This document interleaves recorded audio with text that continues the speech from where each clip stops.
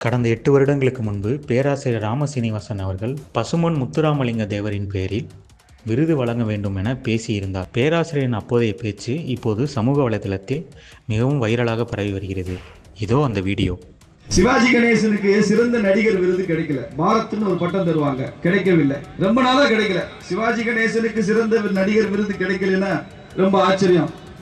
ஒரு காலகட்டத்தில் என்ன சொன்னாங்க, இனிமே போய் இத்தனை வயசானதுக்கு அப்புறம் அவருக்கு சிறந்த நடிகர் கொடுக்க கூடாது, வேண்டுமானால் ஒண்ணு செய்யலாம், மிக சிறந்த நடிகர்களுக்கு எல்லாம் சிவாஜி கணேசன் பேர்ல விருது கொடுக்கலாம் என்று சொன்னார்கள்.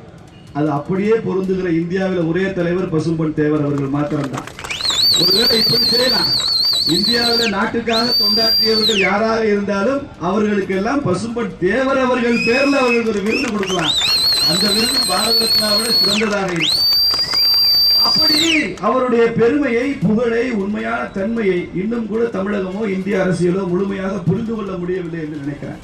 அடல் பிகாரி வாஜ்பாய் அவர்கள் பிரதமராக இருக்கும்போது சென்னைக்கு வருகிறார், பத்திரிகையாளர் சந்திப்பு. அவரிடம் ஒரு கேள்வி கேட்கிறார்கள் வாஜ்பாய் அவர்களிடம். தென்னிந்தியாவில், தமிழகத்தில் என்று கேட்கப்படவில்லை நண்பர்களே, தென்னிந்தியாவில் உங்களுக்கு பிடித்த அரசியல் தலைவர் யார் என்று கேட்கிறார்கள்.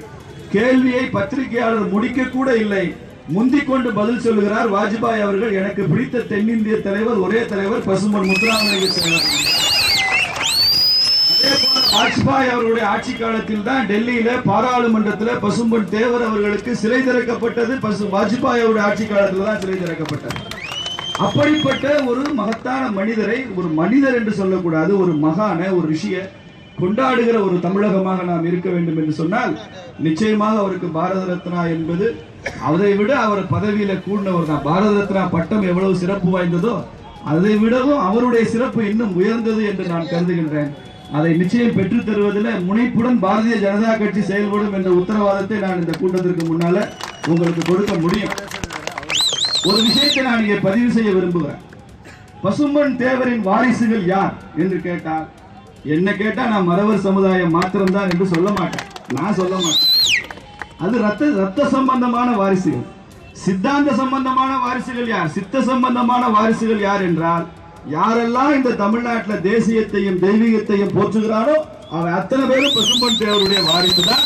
அவர் பெயரை சொல்லுகிற முழு உரிமை இந்த தேசத்தை நேசிக்கிறவனுக்கும், தெய்வத்தை, ஆன்மீகத்தை, இந்து தர்மத்தை போற்றுகிறவனுக்கும் தான் நிச்சயமாக இருக்க முடியும். வேற எந்த காவாலிக்கு இருக்கிறதுக்கு வாய்ப்பே இல்லை என்பதுதான் பாரதிய ஜனதா கட்சி கருத்து. தேசத்தையும் தெய்வத்தையும் இரண்டு கண்களாக போற்றியவர் பசும்பொன் தேவர். யோசித்து பாருங்க, சுவாமி விவேகானந்தர் அமெரிக்காவிலிருந்து சிகாகோ மாநாட்டிற்கு சென்று விட்டு திரும்பவும் இந்தியாவுக்கு வருகிறார். இந்த நாட்டை விட்டு வெளியில போன தலைவர் எல்லாம் திரும்ப வரும்போது அவங்க சொந்த மாநிலத்துக்கு தானே போறாங்க. நேதாஜி அவர்களே வெளிநாட்டுக்கு போயிட்டு திரும்ப வரும்போது வங்காளத்துக்கு தான் வந்தாரு. ஜவஹர்லால் நேரு போய் லண்டன்ல படிச்சு திரும்ப வரும்போது உத்தரப்பிரதேசத்துக்கு தான் வந்தாரு. மகாத்மா காந்தி போய் லண்டன்லையும் தென்னாப்பிரிக்காவில் இருந்து விட்டு திரும்ப வரும்போது குஜராத் மாநிலத்துக்கு தான் வந்தாரு.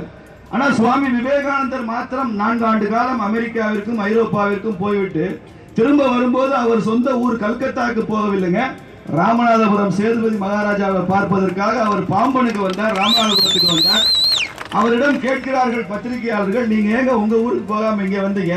அவர் சொல்லுகிறார், என்னை சிகாகோ மாநாட்டிற்கு நீங்கள் தான் இந்து தர்மத்தின் பிரதிநிதியாக செல்ல வேண்டும் எனக்கு அறிவுறுத்தி அனுப்பி வைக்க முயற்சி செய்தவர் ராமநாதபுரம் சேதுபதி. அவருக்கு நான் கடமைப்பட்டிருக்கிறேன். அவர் ராஜ ரிஷி என்கிற பட்டத்தை வழங்கிவிட்டு சென்றார் என்று சொன்னால், எப்படிப்பட்ட தர்மத்திற்கு பாதுகாவலர்களாக இந்த சமுதாயம் இருந்திருக்கிறது என்பதற்கு இது ஒரு உதாரணமாக நான் இதை சொல்லுவேன். அந்த தேசத்தையும் தெய்வீகத்தையும் போற்றுகிற சமுதாயமாக இந்த சமுதாயம் இருக்க வேண்டும். அதற்கு வாரிசுகளாக ஒவ்வொருவரும் இருக்க வேண்டும்.